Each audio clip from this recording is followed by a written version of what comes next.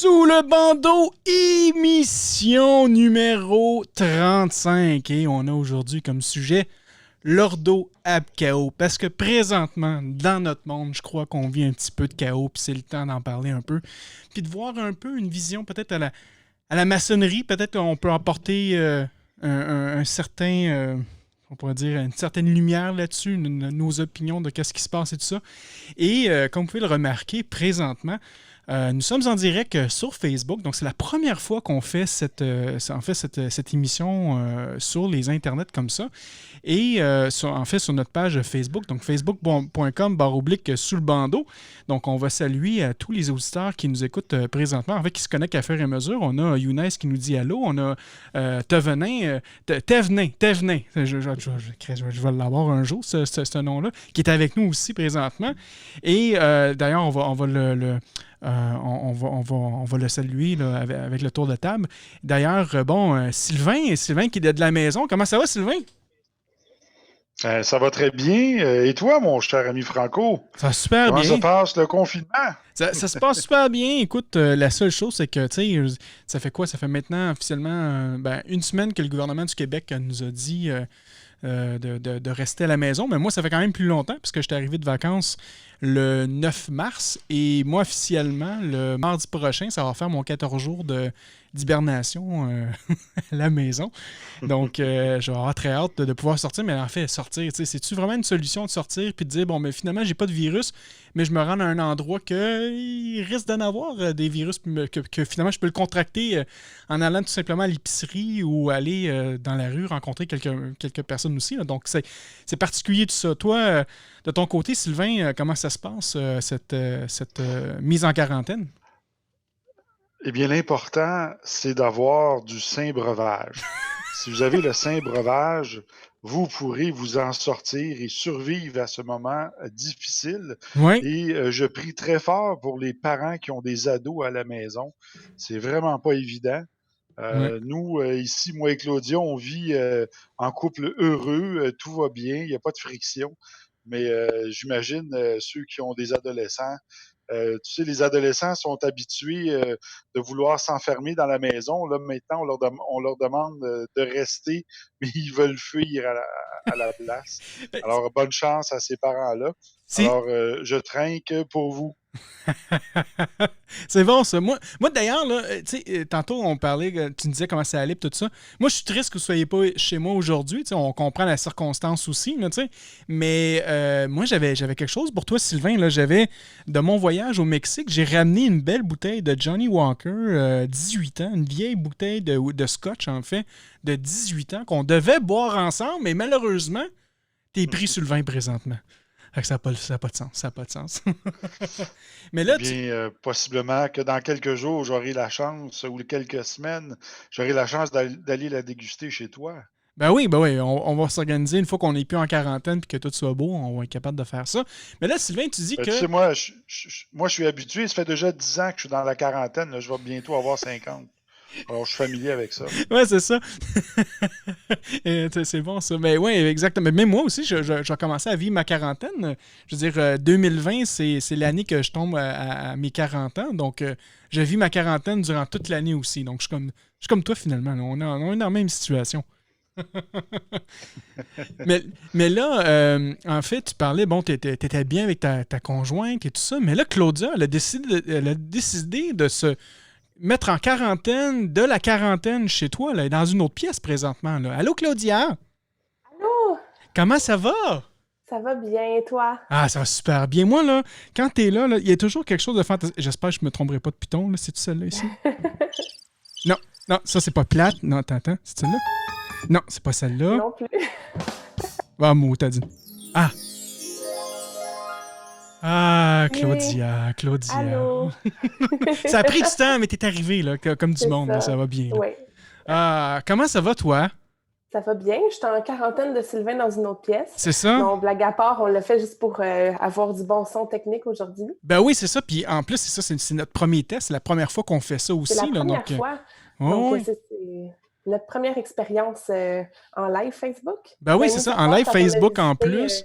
Oui. Quand on avait été visiter la Grande Loge du Québec, On avait tenté de faire du live aussi, mais je Ça pense avait que la échoué. qualité n'était pas aussi bonne que maintenant. Non, c'est ça. Mais là, cette fois-ci, ça va être fantastique parce que pour les prochaines fois, j'ai réussi à avoir un. En fait, je me cherchais une caméra pour être capable de bien me filmer, tu sais. Parce que moi, les seules caméras que j'avais web, c'était des webcams qui venaient avec mon laptop. Ça sortait pas nécessairement bien. Donc là, qu'est-ce que j'ai trouvé en fait, c'est que j'ai trouvé un logiciel qui peut se connecter sur mon iPhone. Puis là, finalement, ma webcam, c'est mon iPhone. Donc la qualité est superbe. Puis là, avec vous autres, je peux voir aussi que vos caméras sont parfaites. Donc on est capable de faire une belle émission finalement. Et avec la nouvelle console que j'ai audio, le son est aussi numéro 1. Donc on n'aura plus de problème de faire des lives maintenant. Donc ça va bien aller maintenant. Fait que ça, c'est good. Yes, sir. Exactement. Donc, un gros merci, Claudia, d'être parmi nous. Je suis tout excité de tout ça. Puis, écoute, ça va être une belle expérience. Là, je vois plein de messages en plus. Je vais laisser Thévenin, en fait, se présenter. Comment ça va, Thève? Ça va super bien. Toi, Franco? Ah, super, super. Merci. Merci encore une fois d'être là. Je pense que c'est la deuxième fois que tu viens à l'émission aussi. Donc, bienvenue à nouveau parmi nous. Ben oui, c'est la deuxième fois. Salut tout le monde. J'espère que vous allez bien, que vous êtes pas trop, comme on dit, au bout du rouleau du confinement. Non, c'est ça. Toi, de ton côté, avec les enfants, tout ça, comment ça se passe? Ça se passe relativement bien à date. Écoute, je te dirais que j'ai la chance d'avoir des enfants qui sont relativement... qui sont assez âgés pour s'occuper eux-mêmes. Et puis, étant donné qu'ils ont des amis du même âge là, avec lesquels ils sont, je dirais, presque embarqués les uns par-dessus les autres, quelque chose comme 12 heures par jour parce qu'ils vont ensemble à l'école puis tout ça. Ouais. Ben, ces amis-là, ils continuent à jouer avec parce que on a convenu les deux familles que si on avait à se donner quelque chose, on se l'aurait déjà donné. Ouais. Et on restreint ça aux deux familles, mais ça permet quand même à mes enfants de jouer avec leurs amis, ces deux amis-là. Là. Donc, ça joue beaucoup ensemble, beaucoup à l'intérieur, dehors aussi. Ils jouent sur le terrain ici. Là. C'est des joueurs dehors, moi, là, fait que ça va bien. Ah, c'est fantastique. Moi, de mon côté, avec ma fille, ça devient plus difficile parce qu'il y avait quand même des enfants à son école, je crois qu'il y avait des symptômes. Quoique, elle n'a rien eu. Là. La seule chose qu'elle a des fois, c'est une petite toux, là, mais je veux dire, elle ne fait pas de fièvre, elle n'a pas des problèmes respiratoires. On est capable de s'entraîner au jiu-jitsu. On fait du jiu-jitsu quasiment tous les jours, là, moi et elle. Là, fait que ça va quand même très bien, mais on ne veut pas quand même prendre aucun risque. Et donc, c'est ça. Donc, elle, ses amis, elle ne peut pas les voir 24 heures sur 24. Soit elle joue des jeux vidéo, soit qu'on la force à aller dehors à marcher. Sinon, elle écoute du Netflix, mais elle commence à s'ennuyer à la maison. Elle a hâte de retourner à l'école. Puis ça, je suis content d'entendre ça. Tu sais, d'habitude, les enfants, ils veulent pas aller à l'école, ils veulent aller jouer à des jeux vidéo. Là, ils sont tannés de jouer à des jeux vidéo. Fait que moi, je dis, bon, ben, finalement, ça fait du bien. Il y a du bien dans le monde avec tout ça, là, finalement. Ouais, je pense que ça va ouvrir les yeux à plusieurs personnes sur certaines choses. Les enfants, probablement, par rapport à le fait de sortir de la maison, le bien que ça fait. Ça va aussi permettre, je pense, à certains employeurs de constater la viabilité du télétravail dans certaines situations. Je pense qu'il y a des employeurs qui étaient un peu réfractaires à ce mode de travail-là, puis qui vont réaliser que ça peut, dans certains cas, assez bien fonctionner, là, tout dépendant des emplois, bien entendu. Mais j'ose espérer que ceux qui revendiquaient pour avoir du télétravail depuis longtemps en profitent pour donner leur 110 pour démontrer là, à leur patron que ça va bien.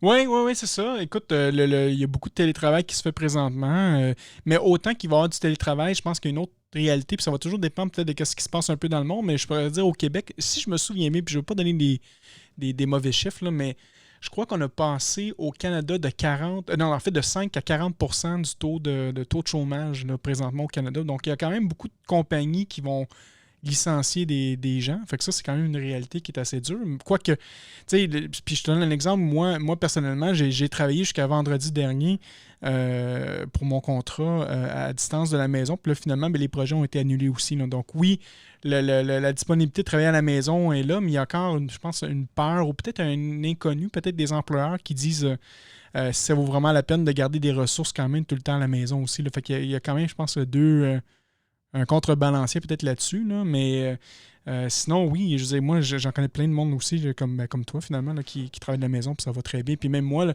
personnellement, avant avec mon travail, je travaillais, je crois, 2 ou 3 jours par semaine de la maison, puis le restant, j'allais au bureau. Là, maintenant, le bureau, c'est-tu vraiment une nécessité, avec tout ce qui se passe avec avec le cloud, tout ça, ce qui est sur, la plupart des technologies maintenant sont sur le web. Là, même les applications, là, je veux dire, les applications, il n'y a plus. Je veux dire, c'est quoi les applications qu'on va utiliser? Des jeux vidéo peut-être qu'on va installer. Même Office, tu peux l'avoir dans le cloud. Tous les autres logiciels, là, peut-être les logiciels pour faire de la radiodiffusion, c'est sûr que c'est installé localement, mais monsieur, madame, tout le monde n'ont plus nécessairement besoin d'un logiciel installé à la maison. Donc, tu peux tout faire ça à distance sur le cloud. Donc, ça revient à la même chose avec le travail aussi. Les gens vont être capables de travailler dans le cloud. Puis derrière, toi, dans ton travail, est-ce que la plupart des gens ont le droit de travailler de la maison ou il y a des gens qui ont été juste mis à la porte?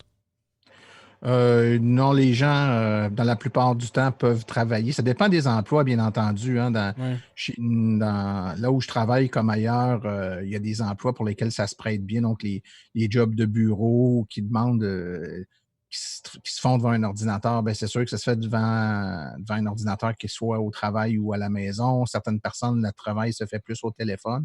Ouais. C'est ceux qui travaillent sur la route ou qui doivent interagir soit avec des clients, des fournisseurs, bien, c'est là que le bas blesse, bien entendu. C'est un peu comme ça partout, je pense. Là, la nature du travail détermine si c'est possible ou non de faire du télétravail, mais en tout cas, on va se croiser les doigts que ça ne dure pas trop longtemps.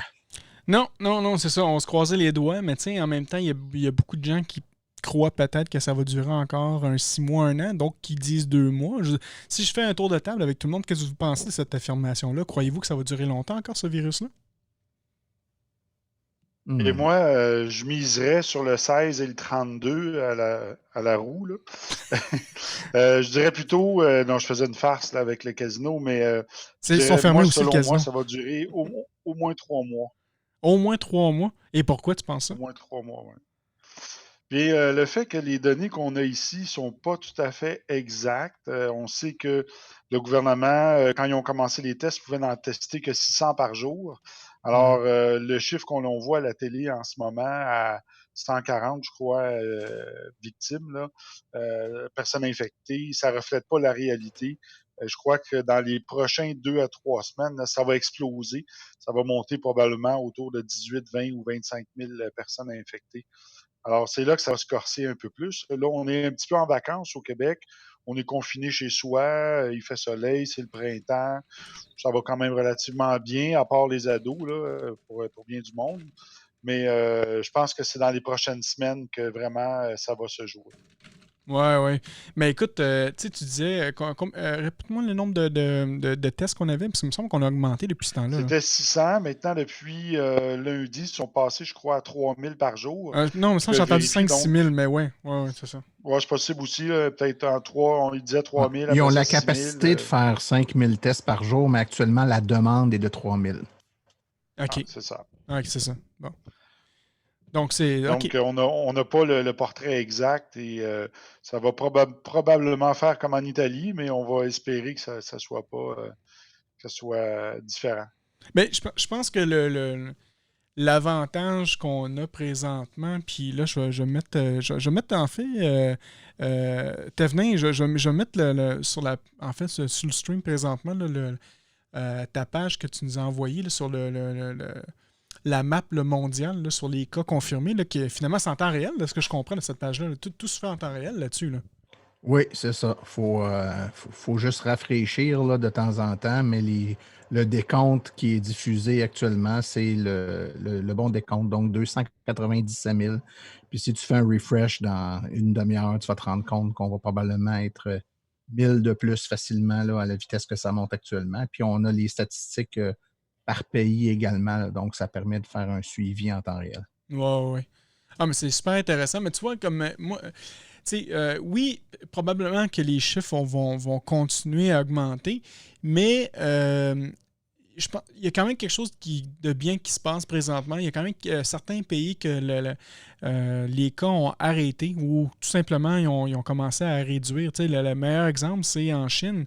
La Chine, c'est sûr qu'eux, ça a commencé 2 mois avant nous, mais je crois que depuis les 2-3 derniers jours, maintenant, ils n'ont plus de nouveaux cas. Donc, ils ont vraiment réussi à contrôler cette pandémie-là.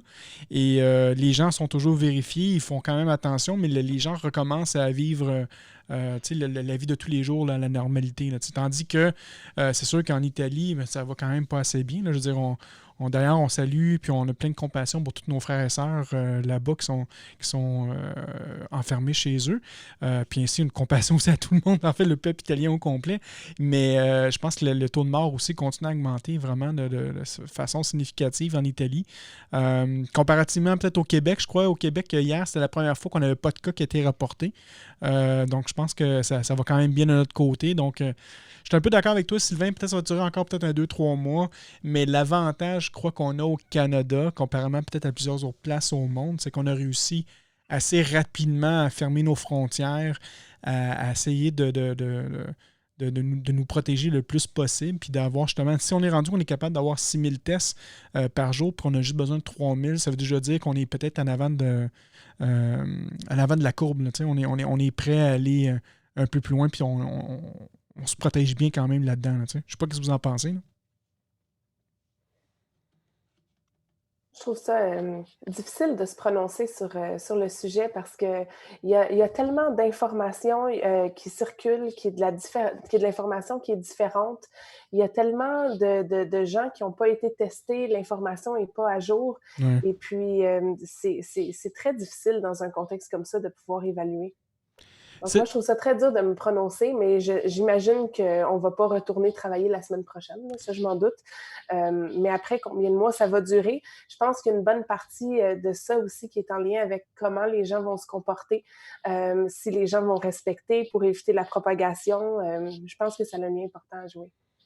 Oui, tu as raison là-dessus. Puis, tu sais, pour le temps, combien de temps que ça va prendre, on ne sait pas exactement combien de temps que ça va prendre, mais je pense que le gouvernement québécois a annoncé que le retour, juste le retour à l'école va se faire au début mai, au minimum. Donc, déjà là, on peut prévoir peut-être encore un autre 2 mois, là, facile. Après ça, ben, si les professeurs recommencent dans 2 mois, ça veut dire que les autres services vont-ils vraiment recommencer aussi dans 2 mois? C'est pas nécessairement la même chose. Mais tu sais, encore une fois, on parle d'une réalité, la réalité du Québec. Hein, en fait, la réalité du Canada. Aux États-Unis, c'est une autre chose aussi. En France, c'est ce que j'ai compris maintenant. Le moment que tu sors dehors, tu reçois une amende. J'ai entendu même dire que dans certains pays, je crois en Russie, si on t'attrape dehors, tu fais 1 an de prison. Si tu as le virus et tu décides de sortir, on te met en prison après pendant 1 an. Fait que ça dépend vraiment aussi de l'endroit où on est. Mais je crois de notre côté, ça a l'air quand même bien allé. Mais comme tu dis, on ne sait pas exactement qui pourrait avoir les symptômes ou le virus ou quoi que ce soit. S'il ne va pas se tester, on ne le saura jamais aussi. Là, Franco, on a un auditeur dans le chat là, qui nous dit que dans le sud de la France, dans la préfecture des Alpes-Maritimes, là, il vient d'y avoir la déclaration d'un couvre-feu obligatoire à partir de 20 heures tous les soirs. Wow! On n'est pas rendu là ici. On n'est pas encore rendu là, mais on a quand même... Mais ça va venir. Ben, ça risque peut-être de... Oui, peut-être. Probablement. Parce ça va venir. Ici, on est chanceux parce qu'on a un gouvernement provincial qui est François Legault, qui est très proactif, qui a pris tout de suite la situation en main, qui a fait preuve de beaucoup de leadership. Mais c'est pas comme ça partout. On l'a vu dans le reste du Canada. On l'a vu même avec le gouvernement canadien qui a fait preuve d'immobilisme assez longtemps. Mais là, ils commencent à bouger. Alors, ils font du copier-coller de ce que le gouvernement québécois fait. Alors, je pense que l'initiative de notre gouvernement, qu'est-ce qu'ils ont fait, va faire en sorte que ça pourrait, oui, faire baisser la courbe et sauver peut-être beaucoup de vies. Mais c'est pas partout dans le monde qu'ils ont eu cette initiative-là. Ouais. On le voit d'ailleurs avec l'Angleterre, avec les Royaumes-Unis. En ce moment, là-bas, ils commencent à réagir, là, mais je sens que l'hécatombe à cet endroit-là va être pire que ce qui est arrivé en Italie et en France, et même de ce qui va se produire ici puis aux États-Unis. Croyez-vous?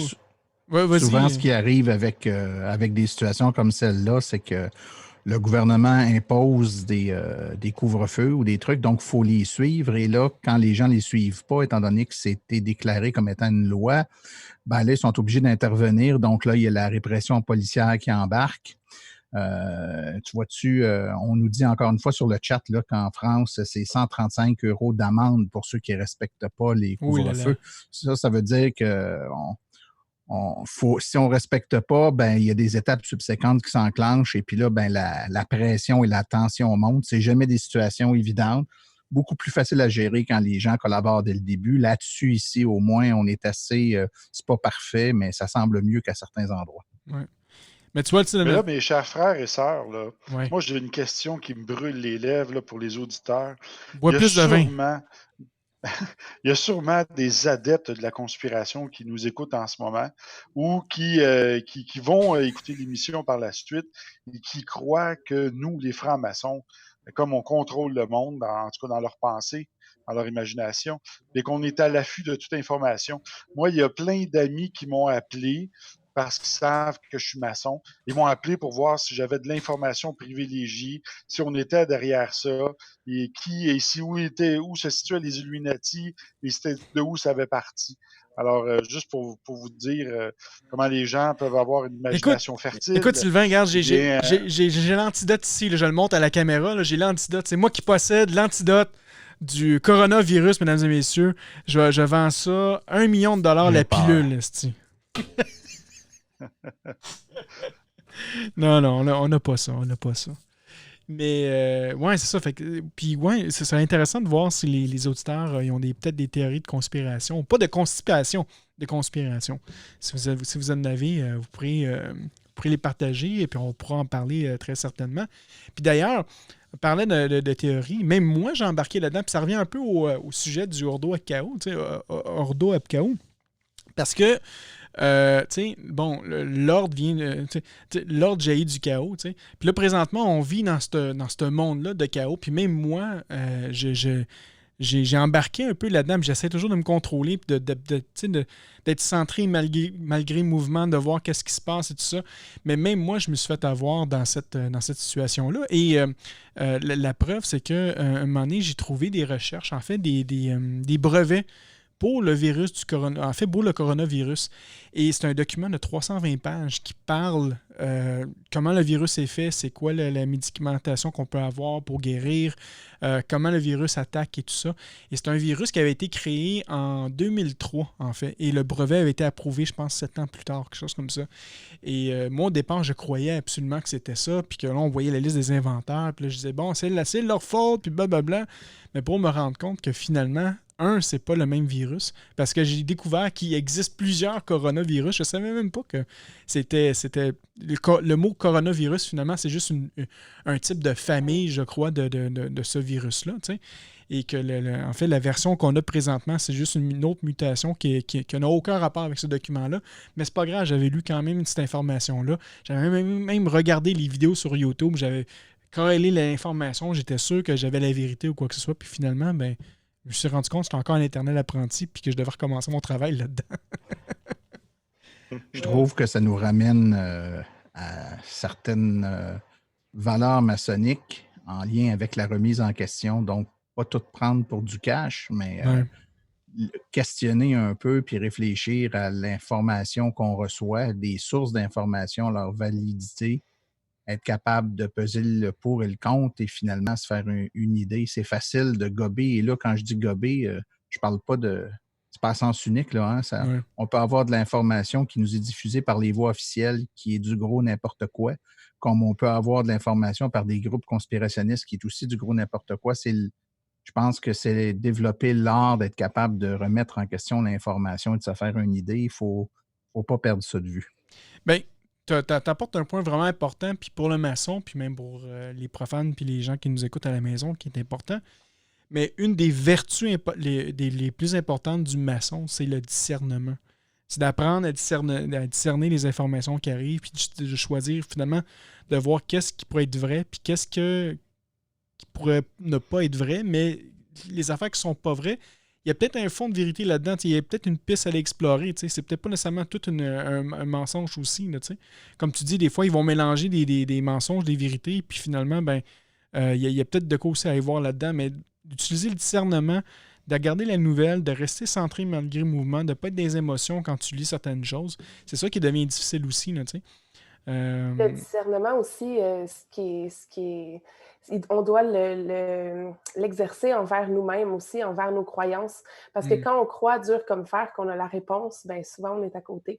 Ouais. Donc, peu importe ce que c'est. Donc, il n'y a personne ici qui sait c'est quoi la réelle cause, qu'est-ce qui se passe, d'où ça vient. C'est quelque chose on n'était pas là quand ça a commencé. On ne Non. sait pas qu'est-ce qui se passe.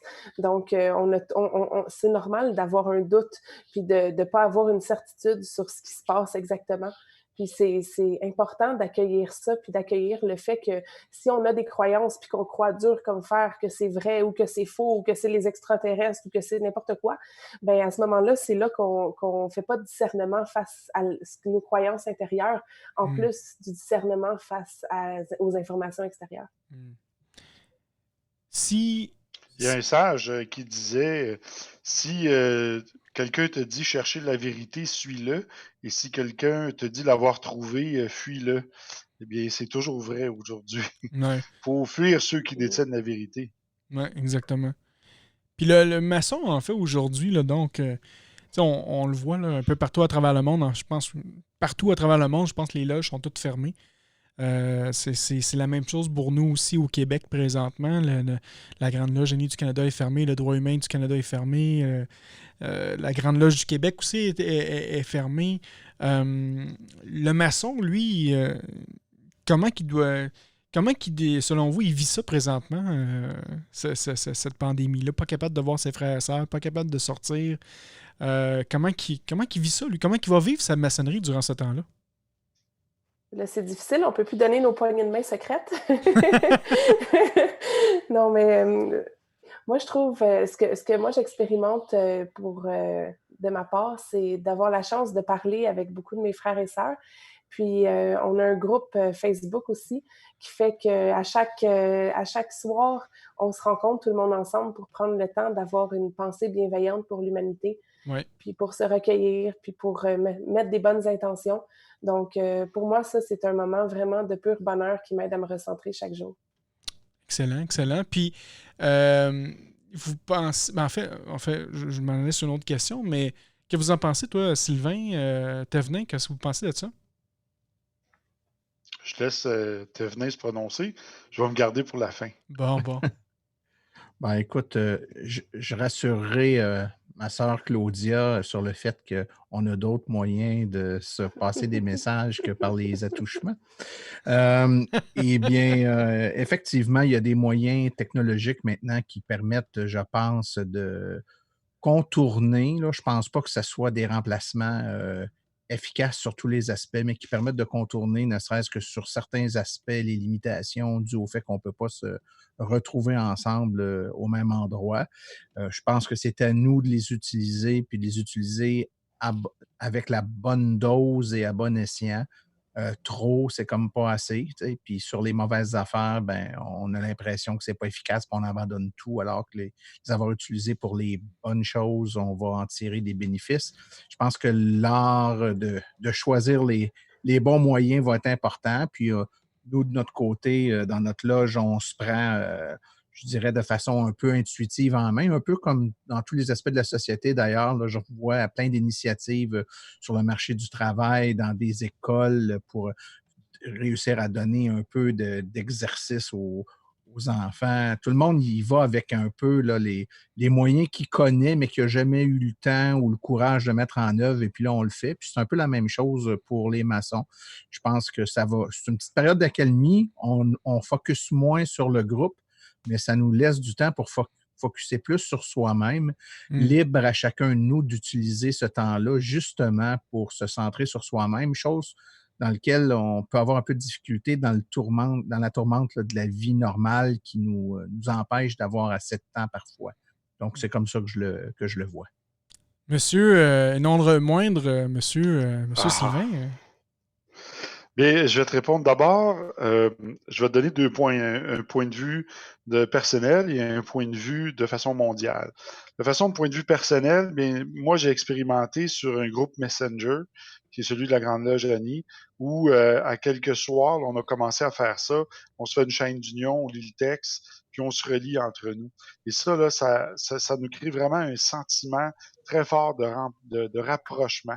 Et je pense que si, Franco, on pourrait faire ça, une chaîne d'union sur Messenger pour sous le bandeau, puis inviter tous les gens même profanes, qui veulent juste participer à se réunir, faire une prière ensemble ou s'unir ensemble, je pense que ça serait une bonne chose. Maintenant, de façon mondiale, comment moi je perçois ça, l'ordo abkao, qu'est-ce que ça amène dans l'humanité? Eh bien, l'humanité, depuis plusieurs décennies, même depuis 2 siècles, on pourrait dire, on vit dans une croissance effrénée. Et Ouais. même si les scientifiques ont sonné l'alarme et nous ont dit, écoutez, d'ici 2050, 2060, l'humanité va avoir cessé d'exister si on ne change pas notre façon de faire, eh bien, je crois que ça prenait un électrochoc euh, à la population mondiale pour se prendre en main, puis se voir. Euh, L'ordo abkao, c'est l'ordre jailli du chaos. Donc, Ouais. le chaos qui se met en ce moment va nous amener à prendre conscience puis à vouloir changer les choses. Parce qu'au rythme qu'on vit là, on ne peut pas continuer. Il fallait que ça Ouais. change. Et quoi que disent des conspirationnistes, et là, c'est mon opinion, là, c'est pas l'opinion de la franc-maçonnerie. Euh, les services secrets de tous les pays, les services de santé, les agences, les gouvernements étaient très à l'affût depuis plusieurs années sur la surveillance de types de virus comme ça. Et ce virus-là a jailli, il a échappé quelque part en Chine et s'est répandu à une vitesse fulgurante. Alors, moi, je pense pas que c'était prévu. Je pense pas que c'est quelque chose qui était qui a un groupe de gens derrière ça. Quoi qu'on pourrait dire, bien, si on suit la trace de l'argent, on va voir à qui ça profite. Il y a toujours des gens à qui ça profite des situations comme ça. Ils ont dit qu'il n'y a rien qu'une bonne crise pour se remettre en question Ouais. ou en profiter d'ailleurs. Alors, moi, je pense que dans tout ça, ce que ça va nous amener, les êtres humains, c'est à se retrouver entre nous, à mettre les valeurs aux bonnes places. On le vit, là, on vit chez soi avec nos enfants, notre famille. On n'a plus de contact avec nos. Comme moi, mon père, je m'occupe de lui, mais là, je peux pas aller le voir parce que il a 81 ans, donc je peux pas me déplacer chez lui. Ouais. Je peux pas m'occuper de lui.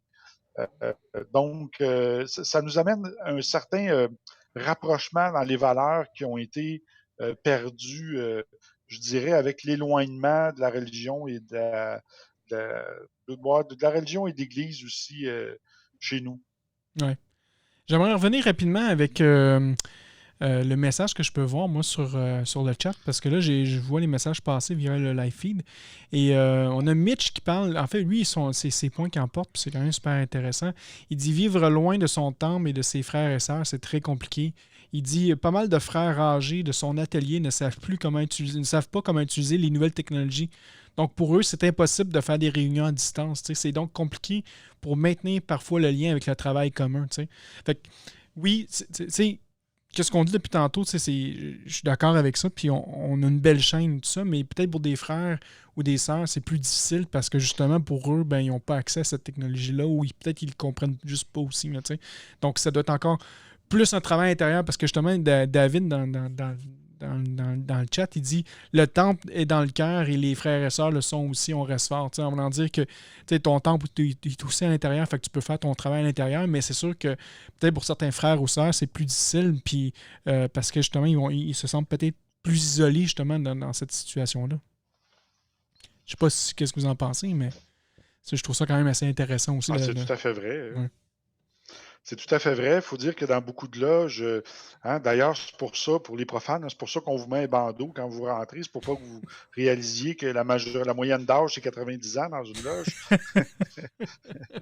Ben, non, c'est pas vrai, là. Mais Ouais. c'est sûr que ces frères-là et ces sœurs-là qui sont plus âgés ne maîtrisent pas la technologie aussi bien que nous. Donc, pour eux, c'est plus difficile de vivre ce rapprochement et ça doit leur manquer beaucoup. Alors, on les portera dans notre prochaine chaîne d'union. Absolument. Absolument. Là-dessus, écoute, on a déjà fait une première demi-heure là, dans notre émission. Ordo Abkao. Claudia, est-ce que tu pourrais nous présenter la définition du mot Ordo Abkao pour les auditeurs qui nous écoutent présentement? Certainement, Franco. En fait, Sylvain l'a nommé tout à l'heure, Ordo Abkao. Donc, c'est une phrase en latin qui signifie l'ordre jaillit du chaos. Ouais. Et c'est entre autres la devise officielle du RE2A. Donc, en fait, c'est une des devises du RE2A, du rite écossais ancien et accepté. qui nous rappelle en fait qu'il y a toujours un certain ordre dans le monde, malgré le chaos qu'on peut percevoir, malgré le désordre qu'on peut percevoir, il y a quand même une forme d'ordre dans tout ça. Oui. Puis comment tu le vois comment, Claudia, tu le vois ça agir présentement dans notre monde, dans notre situation qui se passe? Ben, pour commencer, je vais peut-être dire qu'au début, pour moi, j'ai eu longtemps des doutes qu'il y avait peut-être quelque chose de supérieur ou un plan supérieur ou quoi que ce soit parce que je me disais, si effectivement Dieu existe, pourquoi est-ce qu'il y a toute cette souffrance-là? Et puis, je pense que c'est un peu mon cheminement spirituel qui m'a amené à penser les choses d'une autre façon, puis à dire, c'est peut-être nécessaire pour un apprentissage, la souffrance. Peut-être qu'effectivement, il y a un but plus grand. Puis, pas un but qui sert des êtres humains, mais un but qui sert l'humanité, la divinité. Donc, pour moi, c'est un peu plus dans ce sens-là que je le vois. Donc, un peu comme mon frère Sylvain a dit tout à l'heure, c'est effectivement, on voit que c'est en train de créer plusieurs changements. Donc, c'est en train de créer d'une première part chez les gens une certaine entraide. Ça ramène un peu tout le monde au même niveau parce que face à la santé, on est tous égaux. Donc, c'est sûr qu'il y a des gens qui ont des moyens, mais en ce moment, peu importe les moyens que tu es chez toi en train d'être en quarantaine, en train d'être en distanciation sociale. S'il n'y a plus un jour de nourriture, ben, il n'y en aura plus pour tout le monde. Tu sais, on est tous égaux face aussi à la maladie. Donc, ça ramène un peu les gens sur le même niveau. Tout le monde a un peu les mêmes préoccupations et tout ça. Donc, c'est d'un premier point de vue, c'est ce que je vois. Ensuite, l'utilisation des ressources. J'entends déjà des gens qui disent « Ah, mais là, on fait attention pour ne pas gaspiller parce qu'on ne sait pas si on va en avoir longtemps. » Il y a comme une certaine peur du manque, mais qui en même temps amène un certain souci de l'utilisation des ressources, ce qui est un changement, je pense, qui est important, une prise de conscience importante qui est en train de se passer présentement. Puis même, on voit des impacts qui ont lieu sur l'environnement. Tu sais, je voyais des images de la couleur de l'eau qui a changé à Venise. Oui. Même les dauphins qui sont là. Oui. Tu sais, c'est quelque chose qui, sans une situation comme ça, n'aurait pas pu arriver. Oui. Même les images qui avaient été prises au niveau de la pollution en Chine, qui avaient diminué drastiquement quand les usines ont été fermées. C'est toutes des choses qui sont quand même positives et qui vont peut-être nous amener dans une nouvelle façon d'être organisé en tant que société mondiale d'ailleurs, puis peut-être aussi le système économique présentement qui est vacillant, mais peut-être qu'on va le repenser puis le réorganiser d'une autre façon. C'est sûr que pour tout le monde, c'est une situation qui est désastreuse pour l'humanité du premier point de vue qu'on le regarde, puis qui entraîne énormément de souffrance, de décès, puis ça, j'ai beaucoup de compassion pour tout ça. En même temps, il y a d'autres effets collatéraux, si on veut, qui vont être positifs pour l'humanité. Oui, j'avais vu une image qui disait que la Terre était heureuse présentement de ce qui se passait. Parce que justement, c'est comme si la planète, pendant un certain temps, va être capable de se régénérer un peu. Tu disais justement les poissons, les rives, mais on voit aussi même des animaux maintenant qu'on va voir dans les rues que justement on ne voyait pas auparavant parce qu'ils ne se sentent plus nécessairement en danger ou quoi que ce soit. La pollution, elle a réduit drastiquement aussi. Là. J'ai pu voir des images de ça, du avant et du après. Donc, effectivement, comme tu dis, il y a de l'ordre qui se place dans où il y avait du chaos, puis il y a du chaos qui s'installe où il y avait de l'ordre. Fait que finalement, tu peux quasiment regarder ça comme un yin ou un yang. Ouais. C'est une roue ou l'infini. Il y a toujours une balance qui se fait d'un côté ou de l'autre. Fait que oui, je trouve ça super intéressant. Puis si on continue encore plus loin dans la bêtise, mais l'histoire du papier de toilette, y a-t-il quelqu'un qui peut m'expliquer pourquoi qu'on est rendu aussi désespéré pour prendre tout le papier de toilette un peu, puis c'est même pas juste au Québec, là, c'est partout dans le monde, là. C'est fou, là. Les gens vont dans un extrême. Fait que je pense aussi ce genre de situation-là, on voit aussi peut-être la vraie nature des gens, tu sais. Quand ils sont en panique, qu'est-ce qu'ils vont vouloir faire ou quoi que ce soit. On peut voir comment que les gens peuvent être désespérés puis vouloir agir dans les émotions. Tu sais, ça revient un peu au triangle de Karpman là, que Sylvain explique tellement bien. Puis je suis sûr qu'une fois je vais céder la parole à Sylvain, il va être capable d'en rajouter là-dessus, là, tu sais. Mais je dis, le triangle de Karpman, je pense que c'est un élément essentiel dans ce Ordo ab Chao-là. Et c'est là qu'on peut voir ce que la vraie nature des gens. Et tantôt, quand tu parlais il y avait un aspect à emporter, puis merde, je déteste ça quand j'oublie mes idées, tu sais. Mais les gens vont aller, tu sais, autant que les gens ont abusé peut-être de notre planète puis de l'état qu'elle est présentement, autant que dans une situation de chaos comme ça, les gens vont abuser d'aller prendre le maximum de ressources que c'est possible. Puis tu sais, c'est pas toujours... des fois, je voyais aussi des images qui étaient assez déchirantes aussi sur Internet, c'est de voir les personnes âgées que eux ont de la difficulté peut-être nécessairement d'aller à l'extérieur. Une fois qu'ils arrivent dans les épiceries ou quoi que ce soit, il n'y a plus rien. T'sais. Fait qu'eux sont ramassés à plus n'avoir absolument rien. Pourquoi? Parce qu'il y a des gens en panique qui ont été un peu partout, prendre toutes les provisions qui étaient possibles, prendre des surplus de provisions probablement que pour aucune raison, ils vont peut-être même perdre certaines choses. Si on parle de la nourriture périssable, ça se peut très bien qu'ils vont perdre des choses, mais par la peur, ils ont décidé de tout prendre, d'avoir ce chaos-là, jusqu'à temps qu'il y ait de l'ordre qui revient.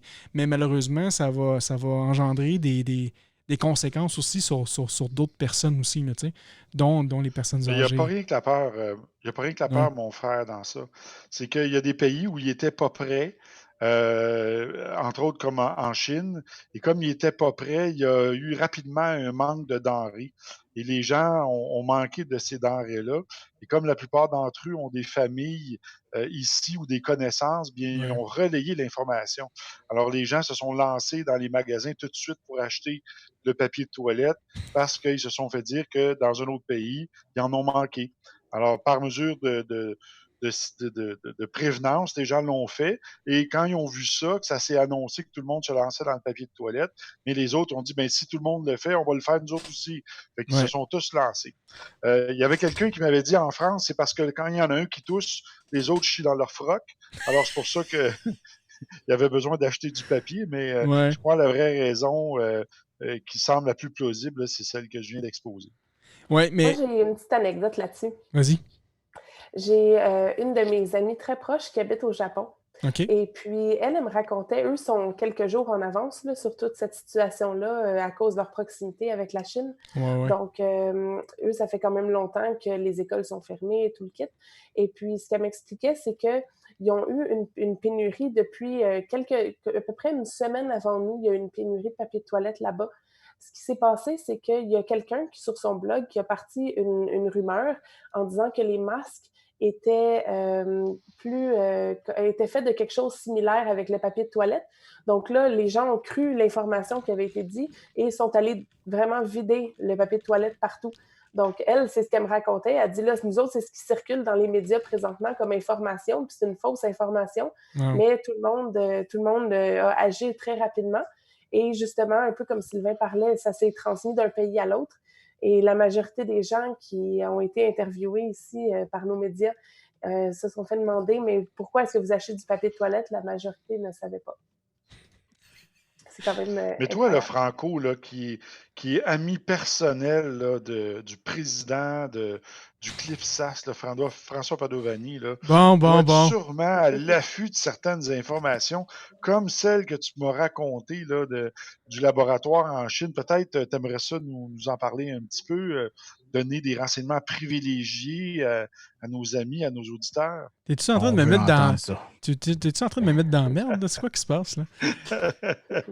Non. Il n'y avait pas d'informations à propos de la Chine là, que notre frère François nous avait dit. Je pense que la chose la plus principale, en fait, qu'il voulait m'indiquer... Non, ça venait pas de François, ça venait de toi. Non, ça se peut que ça vienne de moi. Je ne sais pas de laquelle tu me parlais exactement, là, tu sais.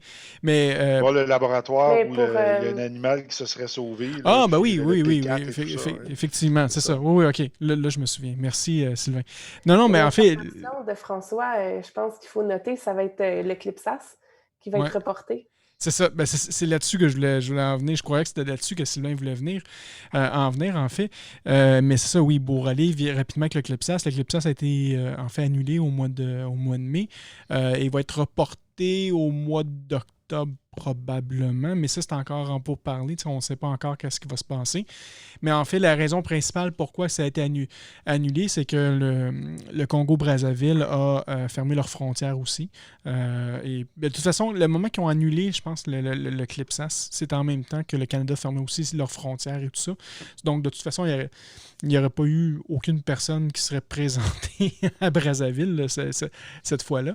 Mais oui, ça va être reporté. Puis en fait, qu'est-ce que notre frère François parlait, c'est que lui, qu'est-ce que lui a entendu parler, c'était que en fait, c'est les compagnies pharmaceutiques. Les compagnies pharmaceutiques là-bas ont plusieurs laboratoires, dont celui-là qui était à Wuhan, si je me souviens bien.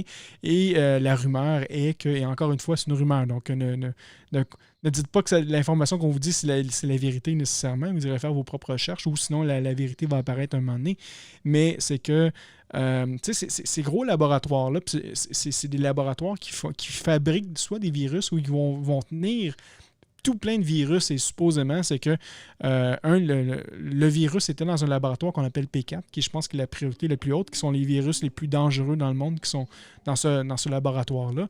Et un animal avait ce virus-là, donc probablement qu'il faisait des tests avec cet animal-là, et cet animal-là est sorti du laboratoire pour aller infecter quelqu'un dans la ville. Donc, à partir de ce moment-là, on ne sait pas comment ça s'est transmis ou quoi que ce soit, mais ça aurait commencé comme ça. Donc, c'est une des rumeurs qui court, mais encore une fois, là, je pense qu'on revient un peu du côté conspirationniste, là, mais c'est ça. Donc, mais le message le plus important que notre frère voulait nous apporter, c'était que le CLIPSAS a été rapporté à plus tard, probablement à l'automne.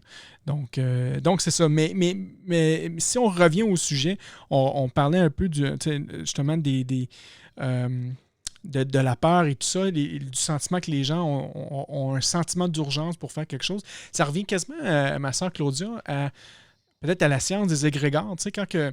je sais pas si tu te souviens, on avait déjà parlé de ça dans le passé, ou c'est peut-être avec Sylvain, mais tu sais, lors d'une parade sportive, une équipe gagne, tu sais, puis là, tout d'un coup, tout le monde est en train de célébrer, tout le monde, ça va bien, ils font sa fête et tout ça, puis là, à un moment donné, il y a quelqu'un ou un petit groupe dans ce méga groupe-là qui décide de faire du grabuge, donc là, ces gens-là vont décider de faire du grabuge, mais ils savent pas pourquoi ils vont faire du grabuge, tu sais, mais ils vont faire du grabuge parce qu'ils vont suivre la masse.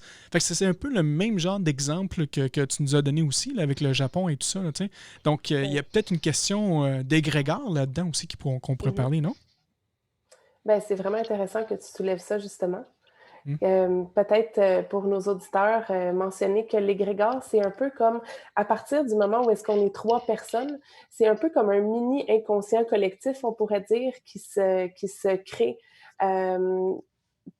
par rapport aux 3 personnes. Donc, ça peut être rattaché avec une idée, ça peut être rattaché avec une énergie, un mouvement de masse, ça peut être rattaché avec...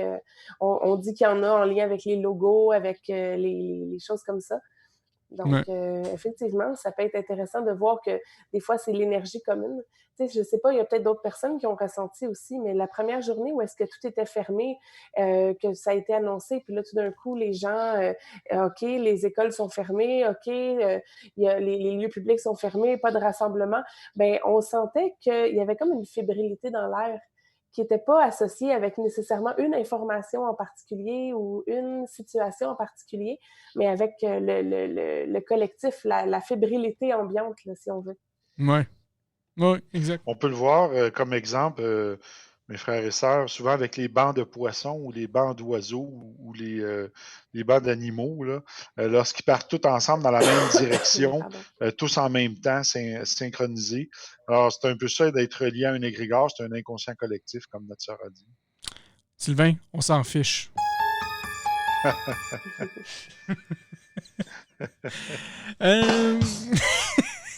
C'est celle-là que je voulais faire. Merci de venir. Sylvain, tu sais, toujours sur le même sujet du Dordo Apicao, tantôt on parlait que ça pourrait être relié un peu avec le triangle de Karpman. Tu sais, je pense que tu es un spécialiste là-dedans. Toi, comment tu le vois, ça? Ce lien-là entre Lordo Abkao puis le triangle de Cartman. Bon, j'espère que vous avez une heure supplémentaire pour que je vous explique tout ça, mais je vais Ben essayer oui. de faire ça court.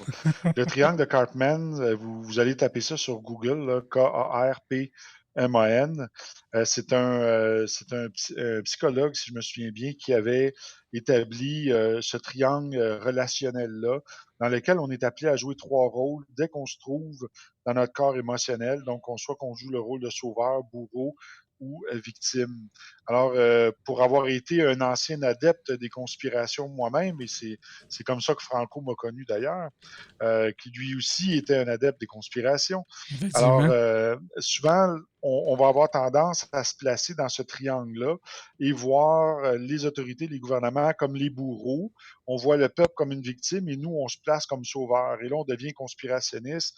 Et là, on voit tous les gens comme s'ils étaient des zombies et que nous, on est les seuls éveillés et que les gouvernements, c'est les méchants. Donc, c'est malheureusement, quand on rentre dans ce cycle-là, inévitablement, on finit toujours victime parce que lorsqu'on rentre dans le corps émotionnel et qu'on joue un de ces 3 rôles-là, on perd 2 facultés importantes qui est notre sens du jugement et le sens du discernement. Et là, on retombe constamment dans des mémoires émotionnelles, des conflits de relations, on accuse l'autre et on finit toujours victime. Alors, c'est un petit peu ça, le triangle de Cartman. Je vous ai donné un court résumé. Moi, ça a été très présent dans ma vie puisque c'était une dynamique qu'il y avait dans ma famille.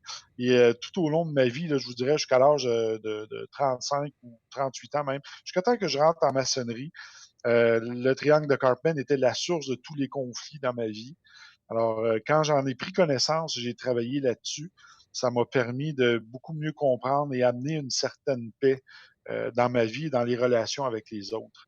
Donc, oui, si on transpose ça au niveau collectif, bien, le peuple aussi, à travers l'égrégore en ce moment de ce que les gens vivent présentement au Québec, ici, les gens là, sont heureux de voir le gouvernement qui prend ça en main, mais dès qu'il y a quelque chose qui va déraper et que l'égrégore va changer, on va tout de suite ressentir une position où les gens vont se placer en victime puis ils vont agir.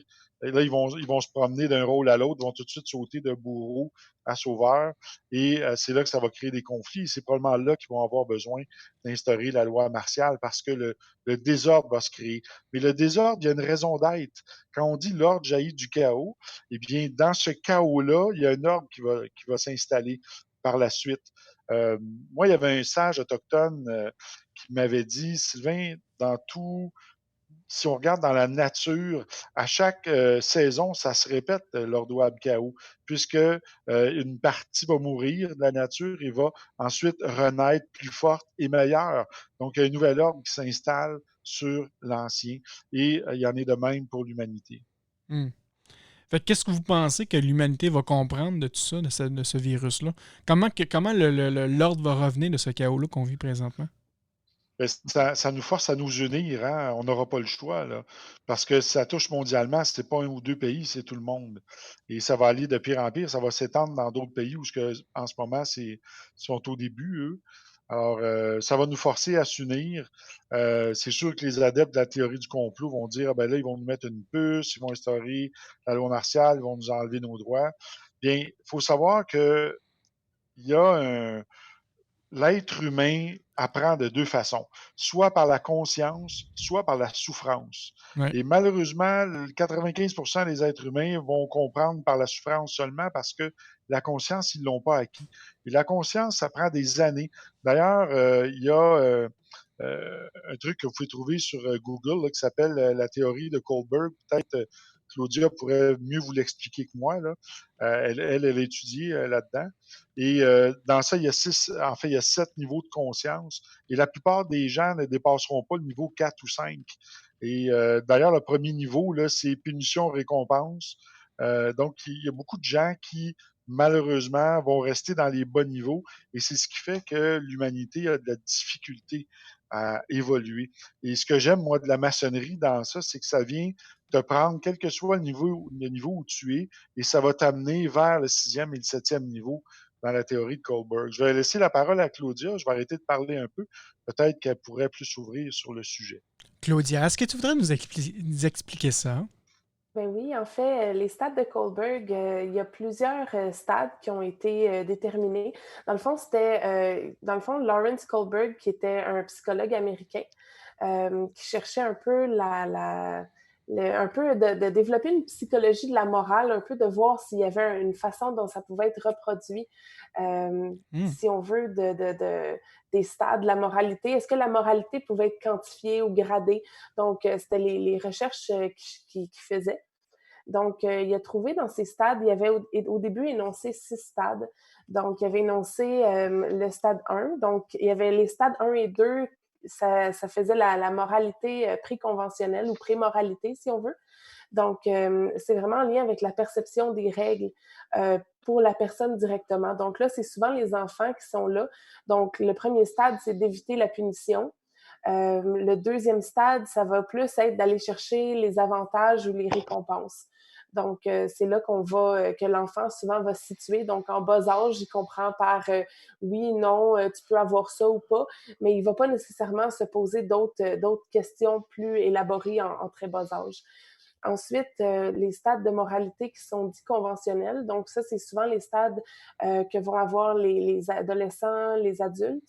Donc, il va y avoir le stade 3, qui est celui, dans le fond, où est-ce que la personne veut avoir une bonne perception au niveau social, donc veut être vue comme étant une bonne personne à la hauteur des attentes des gens. Et puis, le stade 4, c'est de respecter la loi. Donc, le stade 4, c'est quand la personne commence à avoir une conscience sociale, pas juste de comment les autres l'aperçoivent, mais de quel rôle elle joue dans l'ordre social. Donc, ça va être un peu plus, si on veut, respecter les lois, respecter les règlements, considérer que violer une loi est moralement répréhensible. Donc, ça va être un peu plus là. Ensuite, la moralité post-conventionnelle. Donc, on dit que c'est seulement, selon Kohlberg, à peu près 20-25% des adultes qui vont atteindre ces stades-là. Donc, ça concerne un peu plus les droits fondamentaux. Donc, le stade 5, qui est vraiment orienté vers le contrat social.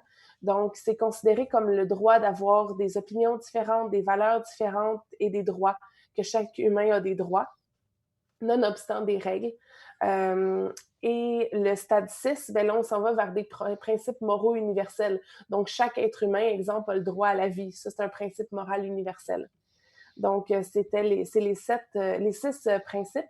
Et juste avant sa mort, je me souviens plus exactement comment exactement ça avait été découvert, mais Kohlberg avait écrit qu'il y avait un stade 7, qui était un peu comme un stade mystique, là, spirituel. Oui, mais métaéthique. Métaéthique? Oui. Donc, c'est ça, c'était comme un stade un peu mystique, où est-ce que c'était un peu la conscience de l'humanité en lien avec le grand plan et tout ça, qui était le niveau le plus élevé de conscience. Oui, sur la page de l'Université McGill, là, en fait, je le mettais pendant que toi tu parlais. Là. Donc, toi, tu l'as pas vu, mais les auditeurs l'ont vu. Puis, tu y allais le point par point. C'était quasiment du copier-coller. Les gens auraient peut-être cru que tu lisais le texte, là, mais non, Claudia ne peut pas voir le texte. Mais le 7e point, ça disait « Le sujet devient capable de problématiser toute action ou intention en se demandant pourquoi celle-ci pourrait être morale. » Donc ça, ce serait le 7e stade. Mm-hmm. Puis, si nos auditeurs ont envie de s'amuser un petit peu, je leur suggère d'aller voir le dilemme de Heinz. Donc, Heinz, qui a préparé un dilemme, dans le fond, où est-ce que les gens doivent voir, il y a quelqu'un qui doit soigner quelqu'un d'autre. C'est justement thématique avec ce qui se passe présentement. Et il y a différents choix. Donc, ils se retrouvent devant un dilemme. Et selon la manière dont les gens répondent au dilemme, ça va les aider à se situer dans les stades de Kohlberg. Ah oui? OK. C'est très intéressant. Je le recommande à nos auditeurs. C'est très de circonstance. Je vais copier sur la page Facebook, il y avait un document, en fait, c'est 2 exemples de dilemmes moraux. Donc, ça parle justement de l'histoire de Heinz. Donc, si vous voulez en apprendre un petit peu plus, vous pourrez voir le PDF qui a été attaché durant le pause de l'émission. Ce qui est très intéressant avec le dilemme, c'est que c'est pas la réponse, que la personne prenne un choix ou l'autre choix. C'est pas le choix qui a été pris. Ouais. C'est le pourquoi du choix qui a été pris. C'est ça qui est important. Fait que finalement, qu'est-ce que tu nous dis, c'est de de le prendre en conscience au lieu de la souffrance. Parce que si tu es conscient... Non, mais je veux dire, si tu es conscient, c'est que tu le sais pourquoi tu le fais. Si tu n'es pas conscient, c'est là que tu vas le vivre en souffrance, tu ne comprendras pas pourquoi tu fais cette action-là. C'est un peu qu'est-ce que tu expliques, là. C'est un peu qu'est-ce qui justifie le choix aussi. Tu sais, on parle souvent de l'intention, à quel point c'est important. Ben, c'est un peu ça, de voir notre intention, elle se situe où, à quel niveau elle se situe. Oui. Intéressant. Écoutez, moi je trouve ça fascinant. Je pense qu'on peut en parler pendant des heures, mais on est déjà rendu à l'heure. On a déjà fait 1 heure de tout ça. C'est fou, hein? Ça va vite. Ça va vraiment vite. Mais toi, Franco, là, ouais, bon, qu'est-ce qui se avant passe, que là? tu nous fermes le sifflet, là, Bon. tu pourrais peut-être nous parler dans la vie d'un maçon, hein, dans son processus initiatique. Ça y arrive-tu d'être confronté au Ordo Abkao puis de tomber en bas de l'échelle de Jacob? Oui. Bon, Sylvain, il aime ça me mettre dans des situations de même pour me faire parler. Non, mais oui, ça va arriver. Je pense que de croire que les maçons sont parfaits, c'est un mensonge. Hein. On veut atteindre la perfection. On regarde peut-être éventuellement de se rendre là, mais on n'arrivera probablement jamais à cet endroit-là. Mais je pense que le processus lui-même maçonnique, il est Ordo Abkao. Tu vas rentrer en maçonnerie, puis si tu penses que tout va être beau, ben non, c'est pas vrai. On va apprendre. Tu sais, quand tu prends ton... Puis c'est un point intéressant que tu dis, Sylvain, que tu as voulu m'apporter, Sylvain, tu sais. Mais l'Ordo Abkao, tu vas le pratiquer avec ton maillet puis ton ciseau sur ta pierre brute. Parce que c'est là que tu vas le voir si tout est en ordre ou si c'est le chaos sur cette pierre-là. Si c'est le chaos sur cette pierre, c'est normal que ça va être le chaos sur cette pierre-là parce que c'est une pierre brute. Fait que le chaos, là je viens vraiment en mode inspiration, mais pour moi, peut-être, pour le maçon, pour tous les maçons, c'est que la pierre brute, c'est ton chaos que tu veux mettre en ordo. Tu veux la remettre. Donc, ce que tu es en train de me dire, mon frère, c'est que si tu es en train de construire ton temple et que tes pierres ont été mal taillées et mal assemblées, lorsque tu vas monter les murs de ton temple, ben, ils risquent de s'écrouler, c'est ça? Il risque peut-être de s'écrouler, mais il risque peut-être aussi d'être juste instable à un point que le moment que tu vas le voir, tu vas falloir que tu l'ajustes et que tu répares certaines choses de cette pierre-là aussi. Ça ne veut pas dire que ton mur va tomber, mais ça veut juste dire que tu vas avoir du travail à faire parce que peut-être ta fondation va être fissurée finalement. Mais oui, ça peut tomber aussi. Si je comprends bien, là, ce que tu es en train de nous dire, c'est que un maçon, là, dans les 3 premiers degrés, là, c'est tellement important le travail qu'il va faire là, puisque ensuite, quand il va monter dans les hauts grades, si au départ, il n'a pas travaillé sur l'humilité et le service, bien, l'ego, des fois, va prendre une dimension démesurée rendue dans les hauts grades, et souvent, c'est là qu'ils vont tomber en bas de l'échelle de Jacob, c'est ça? Ouais. Oui, absolument. Absolument. Tu l'as bien expliqué, Sylvain. Merci de m'utiliser pour faire passer ton message. J'apprécie. Non, mais tu as raison. Puis ça m'a permis, en fait, d'imaginer finalement notre pierre comme l'Ordo Abkao. J'aime bien ça, de voir ça aussi comme ça. Je pense que ça peut peut-être inspirer certaines personnes. Mais, tu sais, tout le long de ton processus maçonnique, tu vas en avoir de l'Ordo Abkao. À un moment donné, tu vas être dans l'ordre, puis à un moment donné, tu vas être dans le désordre. Puis il va falloir que tu comprennes pourquoi tu es dans le désordre, pourquoi tu es là, pourquoi ça te fait travailler, pourquoi que ton fil à plomb, finalement, tourne de gauche à droite à chaque fois que il y a quelque chose qui arrive. Tu es dans le chaos. Pourquoi? Mais il faut que tu reviennes dans l'ordre. Mais pour revenir dans l'ordre, il faut que tu replaces ton fil à plomb droite, parce que sinon, ton fil à plomb va se promener de gauche à droite. Ça peut être comme ça aussi, l'Ordo Abkao. On peut le voir de même pour le maçon. Combien de vénérables maîtres et de grands maîtres on a vu tomber dans l'histoire parce qu'ils n'étaient pas vraiment préparés, ils sont arrivés là et ils étaient dans l'ego. Hein? Ben oui, c'est ça. Puis, mais une position que tu vas avoir en maçonnerie, là, est-ce que tu es nécessairement préparé pour ça? Moi, je crois pas. Je crois pas que tu peux être préparé pour ça. Oui, tu vas avoir des livres sur certains postes, mais pour bien d'autres postes, je pense pas qu'il y a aucune formation qui va exister.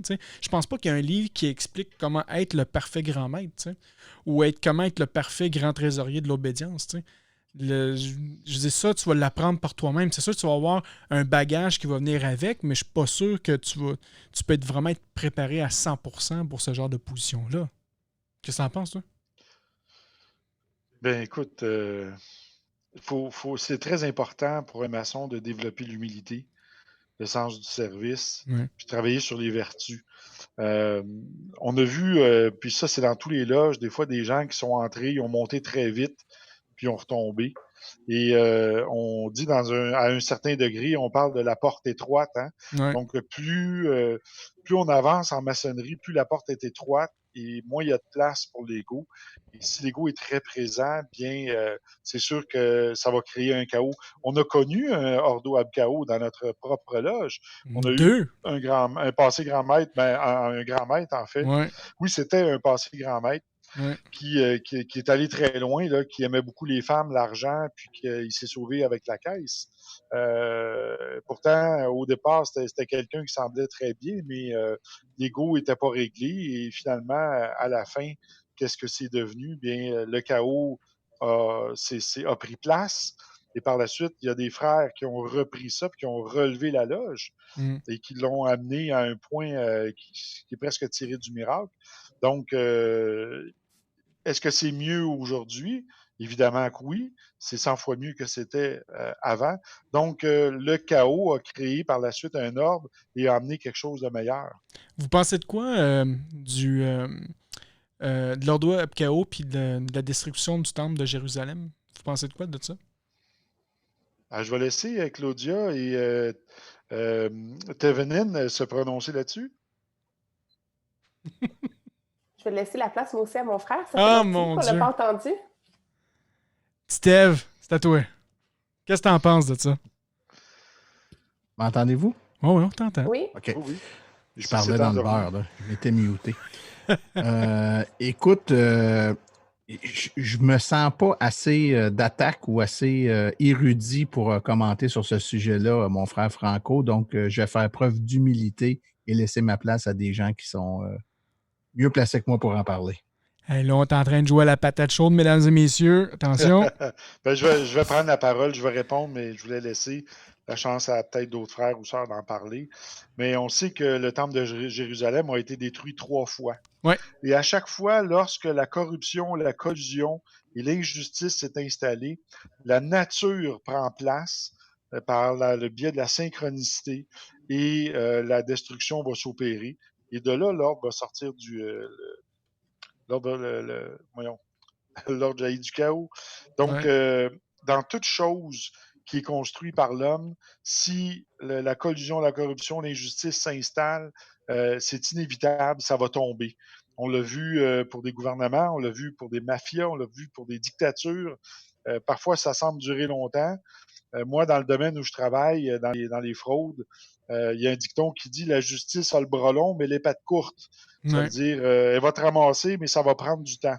Alors, il faut laisser le temps faire son œuvre et souvent, ça finit par nous donner raison. Alors, pour le temple de Jérusalem, bien, c'est ça. Dès que des choses impures s'installent dans quelque chose qui, à la base, était pur, bien, ça va s'autodétruire. Et c'est par le feu. C'est le feu qui fait la purification. Exact. Là, je suis en train La d'envoyer. La corruption est un peu le COVID de l'homme. Eh oui. Tant qu'il n'y a pas 19 destructions, là, on va être correct. C'est pour ça qu'ils ont attribué peut-être un nom de bière avec, hein, pour viser une certaine partie de la population. Et là, je parle pas au sens culturel, je parle au sens masculin des tavernes. Ouais. T'as Abraxas sur le chat qui dit « La maçonnerie continue malgré le confinement ».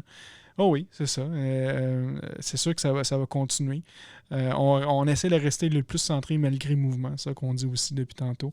D'ailleurs, ça revient peut-être à un autre point qu'on n'a peut-être pas parlé, ou je me souviens pas si on a parlé, par exemple, mais souvent on riait de nous autres pour le fait de faire des loges virtuelles.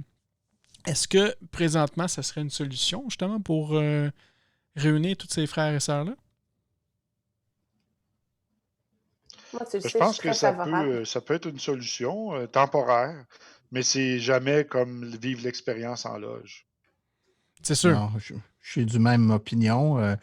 Je pense qu'on est mieux de faire ça que de rien faire, mais ça doit rester une mesure de mitigation. Je pense qu'il y a quelque chose qui se passe dans le temple qui ne peut pas se passer sur Internet. Disons ça comme ça. C'est sûr, parce que allumer des chandelles devant une caméra, ça risque d'être... Je veux dire, c'est moins le fun. Puis le maître de cérémonie... Le maître de cérémonie va trouver le chemin loin. Bon, je dois aller à Longueuil. Après ça, je m'en vais à Québec. Puis je reviens à Gatineau pour faire les 3 chandelles. La tenue va être longue. Ouais, c'est ça. Voyons. C'est bon. Mitch, il nous a dit Rudyard Kipling fait des tenues numériques. Donc, ça peut être intéressant aussi. Je crois que nous aussi, de notre côté, on va regarder peut-être pour faire une tenue en ligne là, très prochainement pour les frères et sœurs de la Grande Loge Génie du Canada. Donc, moi, je crois qu'à court terme, c'est quand même une bonne solution. Comme vous disiez tantôt, à long terme, c'est sûr qu'on perd de l'essence maçonnique. Ça devient quasiment juste une conférence web, peut-être, sur la maçonnerie. Là, mais non, c'est sûr que la vraie expérience, c'est de le faire dans le temps. On ne pourrait jamais initier des gens par Internet. Là, ça se ferait pas. À moins qu'on ait comme le groupe d'Illuminati à un moment donné qui voulait vous recruter là, pour 5 000 $, qui vous donnait tous les grades par Internet, là, via WhatsApp. Là. Mais sinon, on ne peut pas faire ça. Hein? Puis même une casquette. Oh mon Dieu. Bon, c'est pas pire, ça. C'est pas pire. On le voit beaucoup sur le site de la Grande Loge. Là, il y a beaucoup d'Africains qui font application chez nous et qui disent « Je veux devenir riche pour avoir une voiture. » Ils pensent que devenir maçon, c'est ça, là, c'est d'être riche puis de contrôler le monde. C'est pas tout à fait le cas. Ouais. Mais par contre, ça vous transforme en tant qu'homme et femme à devenir une meilleure personne. Et en devenant une meilleure personne, ben, vous pouvez aller loin dans la société puis devenir un modèle pour les autres. C'est ça, la maçonnerie. C'est ce que ça vous apprend. Ouais. C'est la richesse du cœur. C'est la richesse du cœur. On est tous riches en dedans. On est pauvres à l'extérieur, mais on est tous riches ici. Dans le chat, on a une de nos maîtres podcasters, Cap Jazz, qui nous dit ce n'est pas une question, mais je tenais à vous remercier de la qualité de vos émissions et de l'engagement que vous y mettez. Merci pour tout ce que vous apportez. Mais un grand merci, Cap Jazz. C'est en partie grâce à toi si on fait ça, parce que vous nous encouragez puis vous êtes là tous les mois à nous écouter. Donc, si vous n'étiez pas là, ben, on parlerait tout seul dans un micro puis ça serait un peu plate. Mais un grand merci, encore une fois, d'être parmi nous. Rapidement, avant la fin de l'émission, j'aimerais remercier, je ne l'ai pas remercié depuis le début, mais puisque nous voyez présentement en direct sur Facebook, mais vous voyez déjà tous les noms de tous les contributeurs de notre page Patreon. Donc, patreon.com/sous le bandeau. Donc, les pierres brutes, maintenant, il y a juste une pierre brute et c'est pierre brute. et c'est le Fat Pack. Donc, on salue notre cher ami Beautrax qui nous encourage avec Touti et toute la gang, donc qui paye un 3 $ par mois. On a les auditeurs flamboyants, donc le forfait à 5 $. Donc, on a Nico, Cindy, Michel, Netilope et les maîtres podcasters, donc notre frère Eric qui participe aussi à l'émission, Raphaël, Alain, Raymond, Cap Jazz, Dominique, Danny, Woody, Laurent et Cédric. Donc, un grand merci à tout le monde. Donc, encore une fois, c'est lui qui nous a aidés à participer à l'émission. Ça permet de payer les serveurs. Ça permet de nous faire un live Facebook. Donc, patreon.com/sous le bandeau. On est aussi diffusé simultanément sur Radio Delta TV. Donc, notre frère Gilles Technique a retransmis le signal avec Mitch sur les ondes de Radio Delta. Donc, on salue nos frères et sœurs de la France. D'ailleurs, il y en a tout plein qui sont sur le chat présentement. Donc, un grand merci à tout le monde. Notre page web, notre page facebook.com/sous le bandeau, la page Twitter, twitter.com/sous le bandeau et notre site web souslebandeau.ca où il y a toute l'archive au grand complet des émissions. On est rendu à 35, c'est quand même pas pire. Je croyais jamais qu'on se rendrait à 35. Et bon... Oui, Sylvain. Mon frère Franco, oui? Il y a Abraxas qui nous a dit qu'on devrait faire une genre de tenue ou une genre de chaîne d'union tous ensemble. Ça serait quelque chose d'intéressant. Oui. On pourrait lancer puis organiser ça sur le bandeau. Peut-être organiser un rendez-vous comme ça sur le net, là, mais mondial. Oui, on pourrait faire ça mondial. On est écouté dans 103 pays, oui. On pourrait le faire.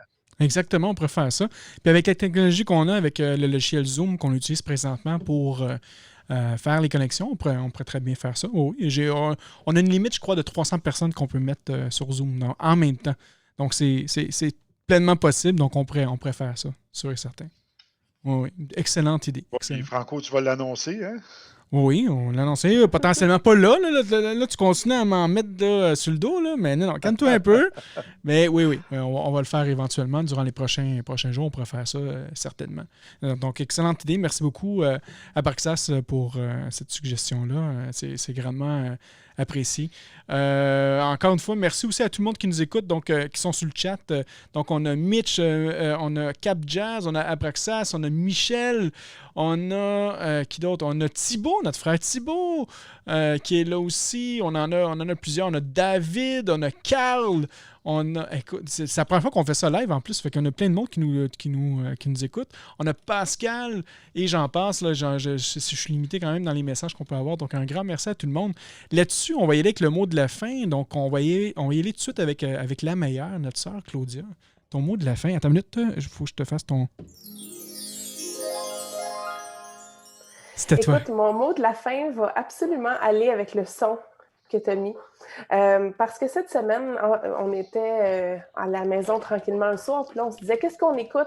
Alors là, on a décidé d'écouter le film La Reine des Neiges 2. Oui, c'est disponible! Tu vas me dire, Claudia, pourquoi tu me parles de ça en lien avec la maçonnerie? Parce que c'est très initiatique comme film et que s'il y a des parents qui veulent l'écouter avec leurs enfants, c'est un excellent film et on peut voir une partie du cheminement initiatique dans le film. Oui, exactement. Je n'en dirai pas plus, je vous laisse le découvrir. Je ne l'ai pas vu encore. Je sais que c'est maintenant disponible sur Disney+. Ma fille l'a écouté avec ma conjointe hier. Là, aujourd'hui, ils ont décidé aussi de sortir le Roi Lion, le nouveau Roi Lion. Ils ont tous sorti leur film d'avance, là, finalement, en version digitale. Mmh. Donc, oui, ça vaut la peine de voir ça. Puis, je vais aller... C'est dans ma liste de voir La Reine des Neiges. C'est très intéressant. Il y a tellement de choses intéressantes. On pourrait faire quasiment une émission là-dessus. C'est incroyable. Oh mon Dieu. Hey, t'as vraiment l'air... Il y a Maïlis qui veut pas qu'on arrête. Hein. Elle veut qu'on continue. Hein. c'est ça. Ouais, mais là hein, on n'est pas payé pour l'overtime, nous autres. Là. Bon. Ben oui, on peut... S'il y a des gens qui veulent continuer un petit peu plus, ça me dérange pas aussi. Mais sinon... Alors, on passe au vote. Ceux qui disent oui, une boule blanche. Ben là, il y a du monde qui dit de midi à minuit. Là. Ça risque de finir tard là, si on fait ça comme ça. Bon. Mon frère... Ouais, vas-y donc, mon frère. Ouais, tu veux que j'aille pour le mot de la fin? Vas-y donc. Ben moi, je dirais, en ces temps de crise, rappelez-vous que nous, maçons, nous sommes des modèles, des modèles inspirateurs pour les autres. Et on doit agir comme tel. Et le grand architecte sera notre avocat devant nos actions. Ouais. Alors, c'est important. C'est important d'être des leaders, d'être dans notre cœur et d'inspirer de la sagesse et d'amener l'apaisement autour de nous. Ouais. J'ai dit. Merci. Mon frère Thévenin. Petit Thève, c'est à toi. Oui. Comme j'ai dit en entrée tantôt, moi, j'invite toutes les sœurs et tous les frères à profiter de ce moment de confinement-là pour prendre du temps avec eux-mêmes. Profiter de... Dans le fond, il y a toujours un beau côté, deux côtés de médaille, un beau et un moins beau. Le beau côté étant qu'on nous force à prendre du temps loin des distractions qu'on a normalement. N'en demeure que nous sommes les seuls responsables de transformer ce temps-là qui peut être perçu comme étant du confinement puis des restrictions, puis le transformer en période privilégiée pour faire avancer le travail qu'on a à faire sur soi. Alors, j'ai dit. Merci. Bye-bye. C'est bon, ça. Merci. Moi, écoute, mon mot de la fin, je pense que vous avez pas mal tout dit. Je pense que la seule chose que je rajouterais, c'est que pour les prochaines semaines, c'est de revenir à l'intérieur puis de prendre du temps pour soi-même. De ne pas dire « je suis à la maison parce que je suis obligé », mais « je suis à la maison pour travailler sur moi-même » et de comprendre cette chose et de prendre du temps. Peut-être qu'il y a des choses que vous avez pris des mois, peut-être des années de ne pas vouloir faire, mais là, maintenant, vous avez la chance de prendre ce temps-là pour vous autres, puis de vous concentrer sur qu'est-ce que vous aviez déjà planifié depuis longtemps, que vous avez peut-être procrastiné ou quoi que ce soit. Prenez du temps pour vous-même, faites-le.